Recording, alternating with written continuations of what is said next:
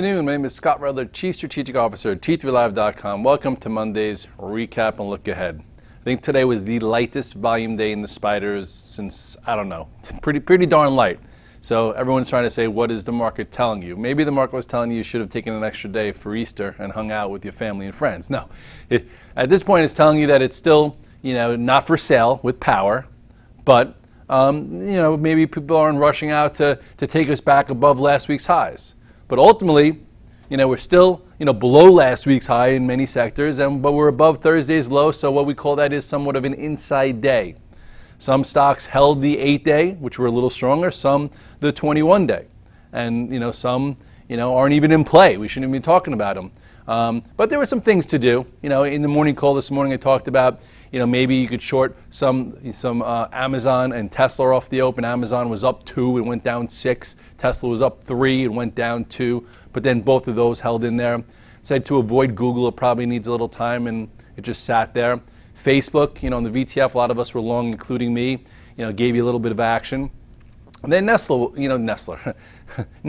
woke up a little bit, giving you some action, not a hell of a lot, but maybe, that's something that continues. So anyway, if you look at the chart of the SPX, you'll see that, here is last week's high. Remember that? A little bit of a doji. This is when we got short on Wednesday, okay, right when it broke below this 2040, and then I covered Thursday morning, and we're still now, in this range for now. So you want to make this bigger and really dissect what's going on in here.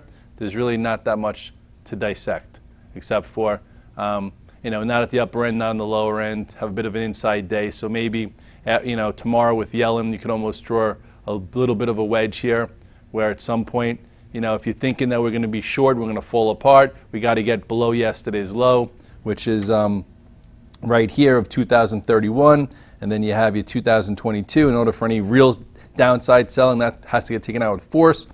If all of a sudden we continue to grind up, we got to get above 2042, then you have your 2048, and then you have the highs here. So not a heck of a lot, and sometimes they're just chart building days, and when they build, you try and do less, and you don't want to become algo bait, where you're buying high and selling lower and shorting lower, and it's not going down, but it's getting kind of tight in there. Go real quickly to the Russell. Doesn't look much different, except a little bit weaker. You could draw your line across here. Actually, got to move it up a little bit. Here's your support. Still, held above Thursday's low. You could draw this like this. It's below this channel here, and we'll see if the bears who are calling for a head and shoulders top pattern, build it, because you have your left shoulder, you have the head, you have the right shoulder that has a little bit more room, and then really, they got to really reject this 108.50 for that to, be the case. So maybe at this point, not much, except for if you shorted on this day covering Thursday, was probably, it was a decent trade, and now you can look for what's next. The XLE was a little weaker. Didn't really get above Friday's high. What does that mean? It's been weaker for years, or a year and plus, but anyway, still below the 8-day.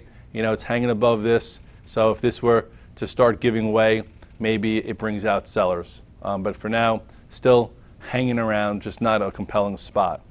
The banks held in there a little bit, filled the gap because it was the weaker one from Thursday, and still, just give it to the 21-day.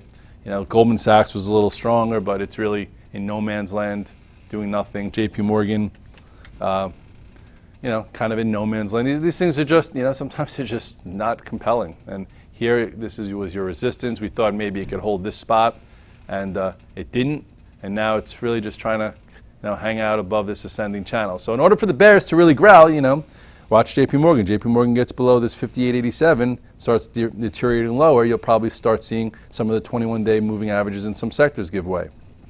In high beta tech, you had to really use your 3 and 5 minute and 15-minute charts, especially on the open, because you did have some early fades. VTF saw me get short Amazon, made some money, and it went lower. And then when I was really upset that it was down 6 and I didn't have it anymore, all of a sudden it went flat. So I felt better about it. So don't feel bad about booking profits. Take them, especially when you have a thin, low volume tape. So now you look at some of these names, and Amazon, nice inside day, holding here. The longer it holds above this and let some moving averages catch up, maybe the better the trade could be above this spot. We shall see. It's come a long way since the red dog reversal here around that pivot. Maybe it wants to see 607. Google just did a whole lot of nothing today, but still hung around. Just the stock is so lethargic. Well, anyway, 750 is your support there. If it starts getting below there, maybe the market gets pressured. Something that did wake up today and that I am long is Netflix. Netflix has been battered and bruised for quite some time now. Looking at the macro pattern, I don't see a heck of a lot. This was when you had your reversal top. If you want to draw this, okay, which is kind of like your downtrend, it got back above it here and held above it for a while. And now the question is, can it get some momentum above resistance? Most other sectors and stocks have all hit their 200-day, which is up here. So today was your first wide range bar that closed near the highs. So I am long it, and I'm not sure what it's going to do overnight. If it opens lower, hopefully it can go green and we can get a way out, or we could add to it and it goes positive, trades above 101.44. But if it were to clear this 102.40, chances are it might want to see this coming into quarter end. It hasn't had 2 up days in a row like this one, 1, 2, in 1, 2, 3, 4, 5, 6, 7, 8, 9, 10, 11, 12, 13, like 14 sessions. So let's just hope that tomorrow you get a little continuity, at least for me, if you guys are in with me, that if it opened a little bit lower, maybe there's a great juicy trade through resistance for momentum, or if it opens higher and you miss something, you can't be upset if you didn't take any risk overnight. So that's my thoughts on Netflix.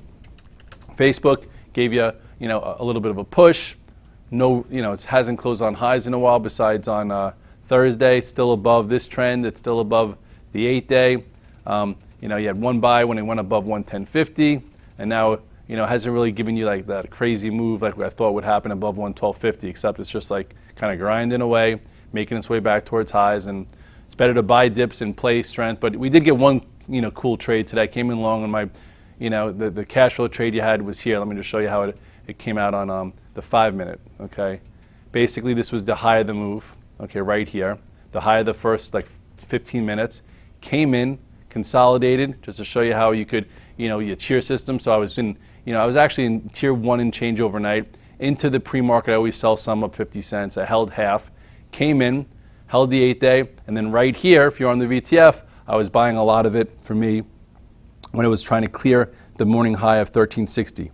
So, just say you're in tier 1, gets above this tier 2, gets above this, maybe you add, sell some, sell some, sell some, and then get back to tier 1, and then it did a whole lot of nothing. And I actually didn't go home long it for the first time in a while, which I'll probably be upset about. But that's how you go from you have some overnight. Sometimes they say, I'm going to sell half overnight and see what the complexion is. Well, sold half, not overnight, I'm sorry, in the morning, sold half in the morning, wanted to see how strong it would get, and I got more than I had overnight when I took this out because I had control, it was intraday, and there was your nice move.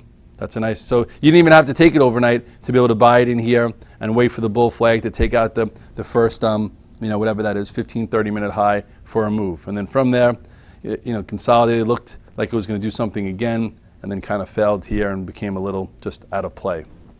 So it's a little tactical Monday lesson plan for you besides looking at the daily charts, etc. But a lot of guys make a lot of money that way when it works. But recently it's been hard to buy high and sell higher. It worked in that spot.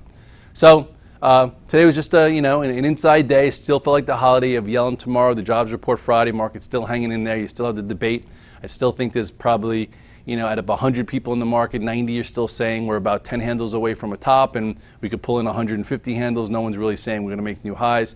I am not particularly sure, so I'm keeping it light. I'm looking for individual setups, and I'm going to keep just trying to net money and continue to put march together, because at this point I don't see it blaring to be short, and I don't want to be caught with my pants down towards that top end of a range after a 240 handle rally. So we'll continue to take trades and use some quick feet.